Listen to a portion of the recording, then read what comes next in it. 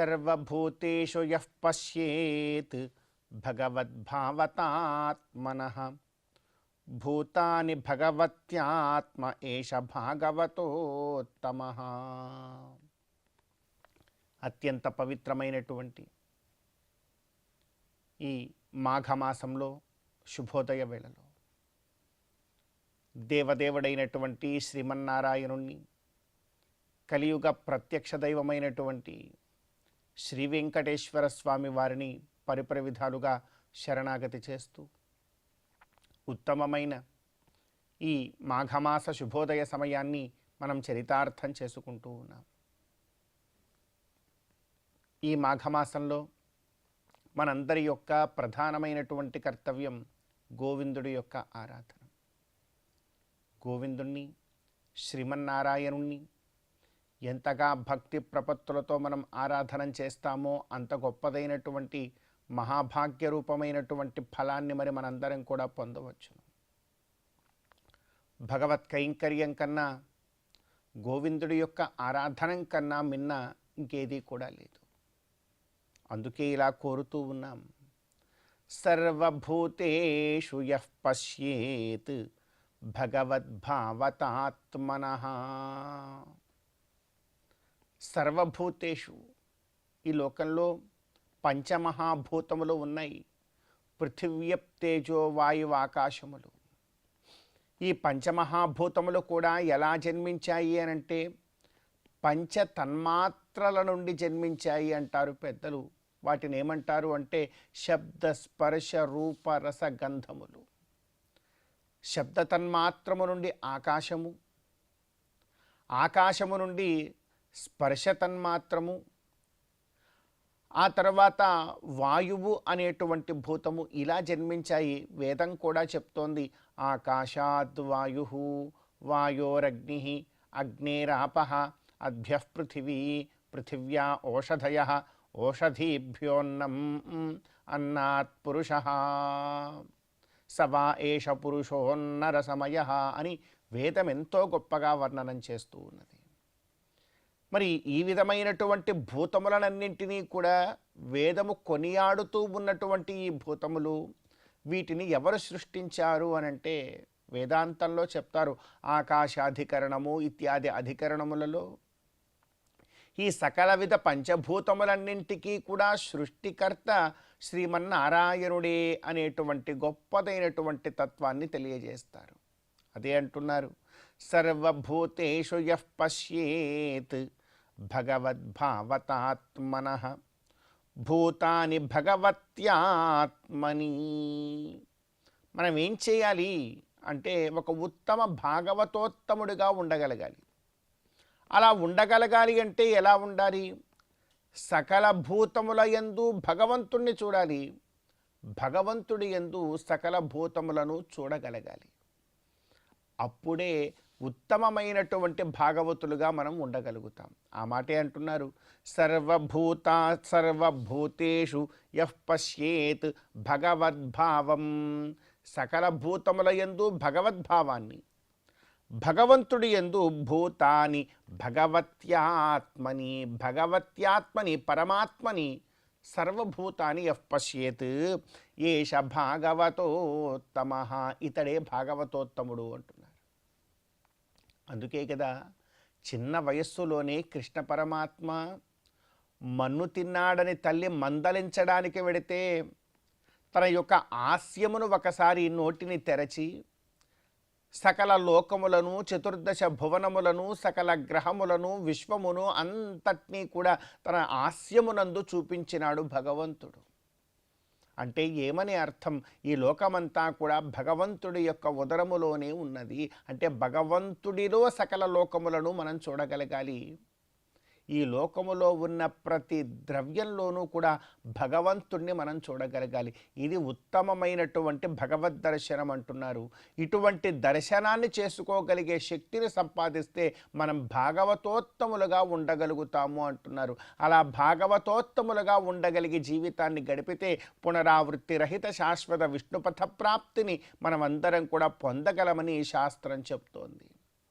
మరి అటువంటి ఉన్నతమైనటువంటి మార్గంలో మనమందరం కూడా ప్రవేశించే ప్రయత్నం చేస్తూ ఈనాటి తిథివార నక్షత్రాలలో ఉండేటువంటి తత్వాన్ని కాస్త మన జీవితానికి అన్వయించుకుందాం.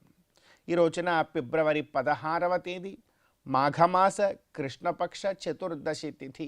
ఈ తిథికి అధిదేవత శివభగవానుడు. పరమశివుడి యొక్క ఆరాధనం ఈ రోజున మనందరికీ కూడా ప్రధానమైనటువంటి కర్తవ్యం. అదేవిధంగా ఈ రోజున నక్షత్రం శ్రవణ నక్షత్రం. ఇది విష్ణుదేవతాకమైనటువంటి నక్షత్రం. శ్రవణం వైష్ణవం శ్రీశ శ్రీకాంతో మురజిద్ధరి అంటారు. అంటే హరి నక్షత్రం ఇది శ్రవణం. ఈ హరి నక్షత్రమైనటువంటి శ్రవణము విష్ణువారాధనను, తిది శివారాధనను, ఈరోజు శివకేశవారాధనం మనకు ఎంతో ఫలప్రదాయకమవుతుంది. అదేవిధంగా ఈరోజు వారము సోమవారం. ఈ సోమవారము చంద్రుడి యొక్క ఆరాధనకు, అదేవిధంగా శివుడి యొక్క ఆరాధనకు ఎంతో ప్రీతిపాత్రమైనటువంటి ఆరాధన కనుక వారము మనకు చంద్రమౌళీశ్వర ఆరాధనను సూచిస్తూ ఉన్నది. కనుక ఈ తిథివార నక్షత్రాలలో ఉండేటువంటి తత్వాన్ని మన జీవితానికి అన్వయించుకొని గోవిందుడి యొక్క అనుగ్రహంతో ఈ మాఘమాస శుభోదయ సమయాన్ని మనం చరితార్థం చేసుకుందాం. శ్రీ మహాలక్ష్మియట సింగారాలకే మరుదు, కాముని తల్లియట చక్కదనాలకే మరుదు. శ్రీ మహాలక్ష్మియట సింగారాలకే మరుదు, కాముని తల్లియట చక్కదనాలకే మరుదు. సోమునితో బుట్టువట సొంపు కళలకే మరుదు. కోమలాంగి ఈ చూడి కుడుతనాంచారి, చూడరమ్మ సతులాల శోభాన పాడరమ్మ కూడున్నది, పతి చూడి కుడుతనాంచారి.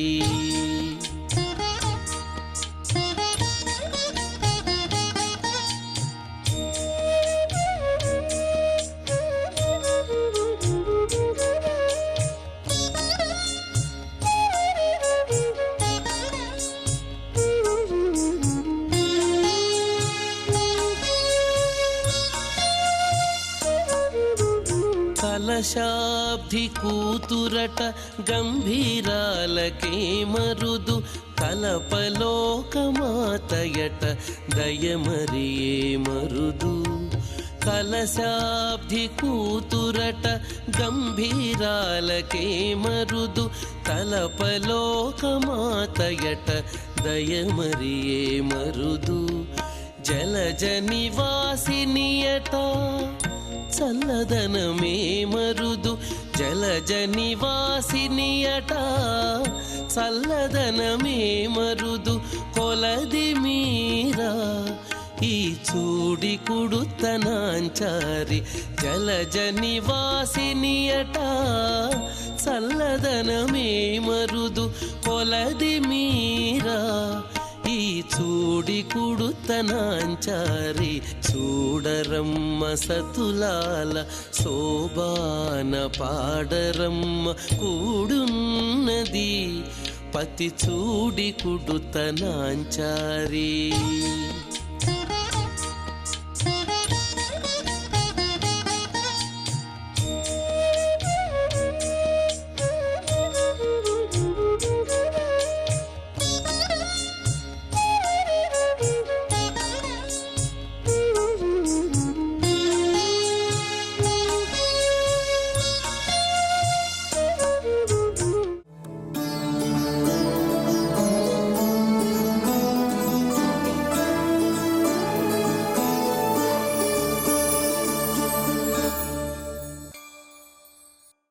కమప్యనవధిం వందే కరుణావరుణాలయం, వృషశైలతటస్థానాం స్వయం వ్యక్తిముపాగతం. ఈ శుభోదయం వేళ శ్రీవారి వైభవం అనే కార్యక్రమంలో మనం ఈనాడు భయనాశునుడైనటువంటి ఆ వెంకటేశ్వర స్వామి మనల్ని అందరినీ ఏ ప్రకారంగా కాపాడుతాడు అనేటువంటి విషయాన్ని తెలుసుకునే ప్రయత్నం చేద్దాం. భయం కుత స్యాత్ త్వయి సానుకంపే రక్షాకుత స్యాత్ త్వయి జాతరోషే అని దేశికుల వారు ఒక అష్టభుజాష్టకమనే స్తోత్రంలో తెలియజేశారు. భగవంతుణ్ణి మనం ప్రార్థిస్తూ ఉంటాం, భగవద్ అనుగ్రహం కలగాలి. భగవద్ అనుగ్రహం ఎలా కలుగుతుంది అంటే భగవంతుని మనం ప్రార్థిస్తే కలుగుతుంది. భగవంతుని యందు అనుకూలంగా ఉండాలనేటువంటి భావన ఉంటే కూడా కలుగుతుంది. భయం కుతః స్యాత్ త్వయి సానుకంపే. మనకు భయం ఎలా వస్తుందండి, ఎందుకు వస్తుందండి అంటే మనం ఐహిక విషయాలపైన మోహంతో ఉంటే భయం కలుగుతుంది. భగవంతుణ్ణే నమ్ముకుంటే భయం కలగదు. ఎలా అంటే ఒక్కసారి ఆ ఏడుకొండల వాని దర్శనం కొంతమంది కలగదండి. వాళ్ళు ఏం చేస్తారంటే కొండను ఎక్కుతారు. కొండను ఎక్కిన తర్వాత అక్కడ ఉన్నటువంటి క్యూ అంతా చూసి ఈరోజు మనకు దర్శనం అసలు కలగదు అని చెప్పి వాళ్ళు ఏం చేస్తారంటే ఒక్కసారి ఆనందనిలయ విమానాన్ని దర్శించుకుంటారు. ఆ గోపుర దర్శనం ఏదైతే ఉందో ఆ గోపుర దర్శనం చేత వాళ్ళు అక్కడి నుంచి స్వామి నిన్ను ఇక్కడి నుంచే సేవించుకుంటున్నాను, నన్ను కాపాడు అంటే చాలండి. ఆ గోపుర దర్శనం ఎందుకండి గోపురాలంతా పెట్టారు, ఎందుకు ఆనందనిలయ విమానాలంతా పెట్టారంటే ఒకవేళ లోపలికి వెళ్ళి దర్శనం కాకపోయినా కూడా బయట నుండి ఆ ప్రాకారం నుండి ఆ సన్నది వీధి నుండి ఒక్కసారి స్వామిని ఆ వేంచేసి ఉన్నటువంటి ఆ విమానాన్ని దర్శించుకుంటే స్వామిని దర్శించుకున్నట్టే. ఇందులో ఎటువంటి సందేహం లేదు. అందువల్ల పలువురు భక్తులు అలా వచ్చి ఆ గోపుర శిఖర దర్శనం చేసుకొని వెళ్ళిపోతారు. అతన్ని కూడా భగవంతుడు అనుగ్రహిస్తాడు. అందువల్ల భయం అనేది ఉండకూడదు అంటే ఆ భగవంతుని నమ్ముకుంటాం.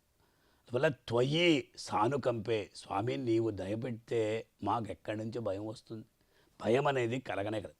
ఒకవేళ నీవు కోపిస్తే ఏమవుతుంది, ఇక రక్షించేవారు ఎవ్వరు లేరు. రెండు విషయాలు, అనుగ్రహం ఉంటే భయపడాల్సిన పని లేదు. స్వామి కోపిస్తున్నాడు, వెంకటేశ్వర స్వామి కోపగించుకున్నాడు, ఇంకా ఎవరినా పోయి మనం ప్రార్థిస్తామంటే అది కుదరదు. ఆయనే మనల్ని కాపాడుతాడు, రక్షించేవాడు అతనే అనేటువంటి భావన ఉండాలి. కనుక ఒక అద్భుతమైన శ్లోకం రామాయణంలో, బ్రహ్మా స్వయంభూ చతురాననో వా రుద్రస్త్రినేత్ర త్రిపురాంతకో వా ఇంద్రో మహేంద్ర సురనాయకో వా త్రాతుం సమర్థాయుధి రాఘవస్య అన్నారు. అంటే బ్రహ్మదేవుడిని దగ్గర వెళ్తాడు. రాముడు కోపగించుకున్నాడు. ఎందుకు కోపగించుకున్నాడు? రావణాసురుడు సీతమ్మని అపహరించాడు. కోపం ఉన్నది కానీ ఆ కోపాన్ని బయటపెట్టలేదు. సరే రాముడి కోపం, బ్రహ్మ స్వయంభూ చతురారణోవా, బ్రహ్మదేవుడు కావచ్చు, స్వయంభూ, వీళ్ళందరూగా వాళ్ళ దగ్గరవే ప్రార్థిస్తామంటే ఎవ్వరు కూడా రాముడి యొక్క కోపాన్ని ఎవరు ఉపశమించరు. అందువల్ల ఆ యుద్ధరంగంలో రాముడి ముందర ఎవరు నిలవలేరు. అందువల్ల భగవంతుణ్ణి ఎప్పుడైతే మనం ప్రార్థిస్తామో అదే ప్రకారం భగవంతుడు కోపానికి గురి అయ్యాడు. ఆ సమయంలో ఎవరు కాపాడాలి. అందువల్ల మనం ఏం చేయాలి, భగవంతుని ప్రసన్నం చేసుకో. భగవంతుణ్ణి ప్రసన్నం ఎలా చేసుకోవాలి అంటే స్తోత్రముల ద్వారా చేసుకోవాలి. అందువల్ల ఈ శ్లోకంలో త్వయి జాతరోషే అన్నారు.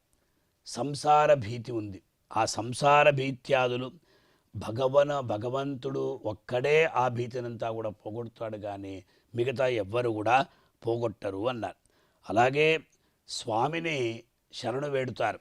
వేదాపహార గురుపాతక దైత్యపీఠాత్ ఆపద్విమోచనమహిష్టఫల ప్రదానై కోన్య ప్రజా పశుపతి పరిపాతి అని ఆ బ్రహ్మరుద్రాదులు కలిగినటువంటి ఆపదలంతా కూడా తీర్చినవాడు ఎవరు అంటే పరమాత్మ శ్రీ వెంకటేశ్వరుడు.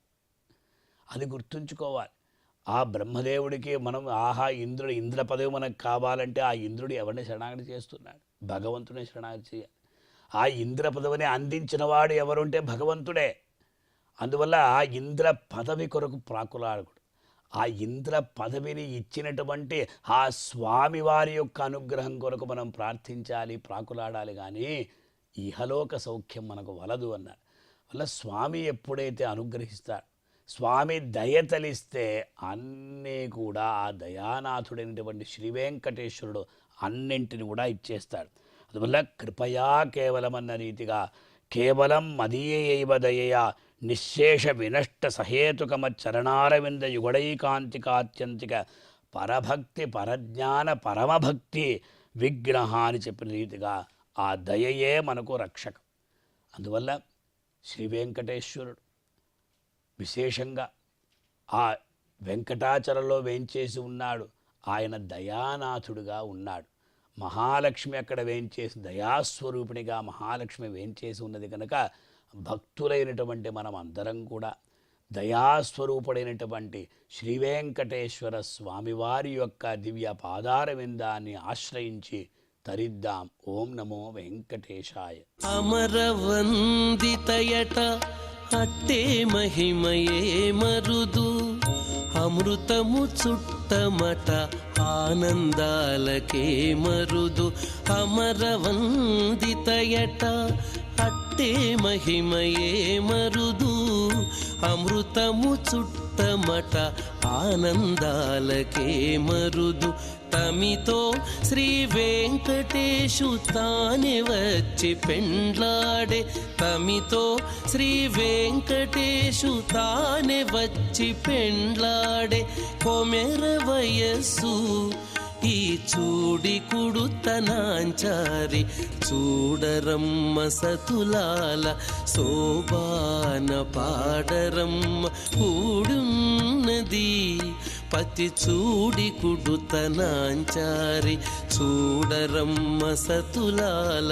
శోభాన పాడరమ్మ కూడున్నది కూడున్నది పతి చూడి కుడుతనాంచారి శోభాని శోభాని శోభాని శోభాని శోభాని శోభాని.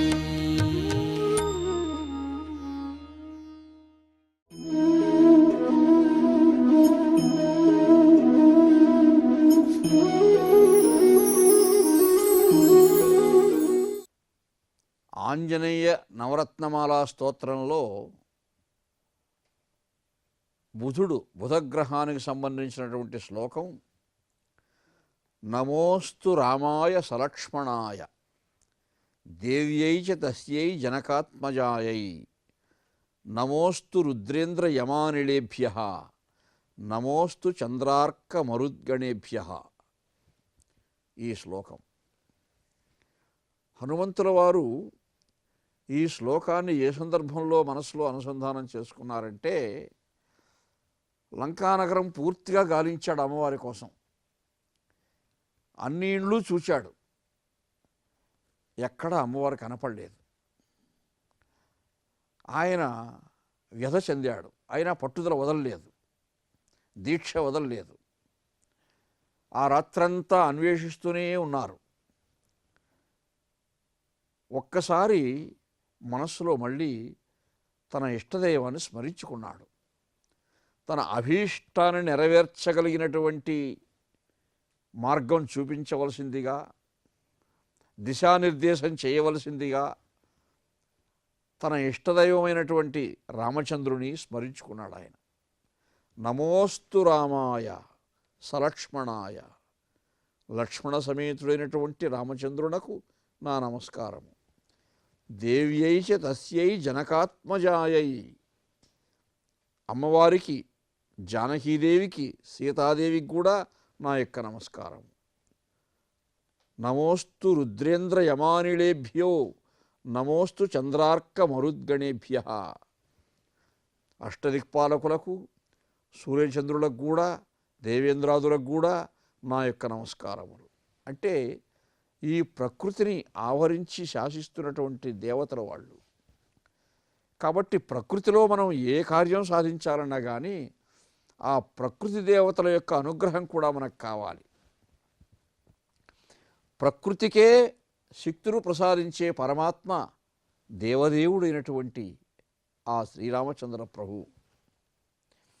కాబట్టి ఆ రామచంద్రుని అనుగ్రహం దగ్గర నుంచి కూడా తాను వాంఛిస్తూ అభిలషిస్తూ ప్రకృతి దేవతల యొక్క అనుగ్రహాన్ని కోరుకుంటూ తనకు ప్రకృతి అనుకూలించినప్పుడు, కాలం అనుకూలించినప్పుడు తప్పకుండా అభీష్టం నెరవేరుతుంది. తన అభీష్టం ఏమిటి? అమ్మవారిని చూడాలి, అమ్మవారితో మాట్లాడాలి, అమ్మవారి ప్రసన్నతను పొందగలగాలి. అది తన యొక్క అభీష్టం. అందుకని ఒక్కసారి వృక్షాన్ని అధిరోహించి ఆ వృక్షశాఖ నుంచి చుట్టూ కలయి చూచాడు, తాను తిరగని ప్రదేశాలు ఇంకా ఉన్నాయా అని. దూరంగా ఒక ఉద్యానవనం కనిపించింది.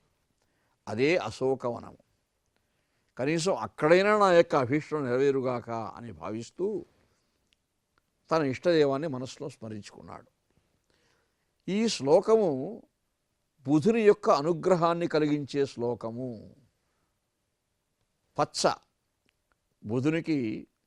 బుధుని ప్రసన్నం చేసుకునే నవరత్నాల్లో రత్నం ఏమిటంటే పచ్చ. అటువంటి పచ్చ, ఈ శ్లోకమే ఒక పచ్చ. కాబట్టి మానసికంగా ఈ శ్లోకాన్ని మనం ధారణ చేసినప్పుడు, ధరించినప్పుడు తప్పకుండా ఈ శ్లోకం యొక్క అనుసంధానం చేత బుధగ్రహం యొక్క అభిమానం, ప్రసన్నత మనం సంపాదించే అవకాశం ఉంది. బుధుడు బుద్ధికారకుడు. ఆయన మనకు జ్ఞానాన్ని ఇచ్చేవాడు, విద్వత్తునిచ్చేవాడు. బుధుడు వాక్స్థానంలో ఉంటే మంచి విద్వత్తు వస్తుంది. మాసగ్రహం ఈయన. ఒక్కొక్క మాసంలో ఒక్కొక్క రాశిలో ఉంటూ ఉంటాడు. ఈ బుధుడు కూడా కొన్ని రాసుల్లో సత్ఫలితాలని, కొన్ని రాసుల్లో వ్యతిరేక ఫలితాలని ఇస్తాడు. కానీ ఈ శ్లోకాన్ని అనుసంధానం చేసుకోవడం చేత ఆయన ఏ రాశిలో ఉన్నా కానీ మనకు మంచి ఫలితాన్నే ఇస్తాడు. ఒకవేళ చెడు ఫలితం ఉంటే అడ్డుకుంటాడు ఆయనే. ఆ శక్తి ఈ శ్లోకానికి ఉన్నది. వేదం కూడా, ఉపనిషత్తులు కూడా ఏం చెప్తూ ఉన్నాయి? శబ్దశక్తి అపారమైనటువంటి శక్తి. శబ్దబ్రహ్మణి నిష్ణాత పరబ్రహ్మాది గచ్చయేత్ ఉపనిషత్తులు చెప్తూ ఉన్నాయి. అరయంగా శబ్దంబును పరంబునన రెండు సూవ్య బ్రహ్మములు గుణోత్తర శబ్దబ్రహ్మ భజనపరుడు పరబ్రహ్మ మహిత పదమును పొందున్. పరబ్రహ్మస్వరూపుడైనటువంటి పరమాత్మను మనం ప్రసన్నం చేసుకోవాలంటే శబ్దబ్రహ్మం ద్వారానే ఆశ్రయించాలి. ఆ శబ్దబ్రహ్మం అంటే ఏమిటి? శ్లోకం కావచ్చు, పద్యం కావచ్చు, స్తోత్రం ఏదైనా కానీ. అలా ఆ పరబ్రహ్మ స్వరూపుడు విరాణ్మూర్తి. ఆ విరాణ్మూర్తిలో ఒక అంతర్భాగం ఈ గ్రహాలన్నీ కూడా. ఈ గ్రహాలన్నీ ఆ విరాణ్మూర్తిలో ఉన్నాయి.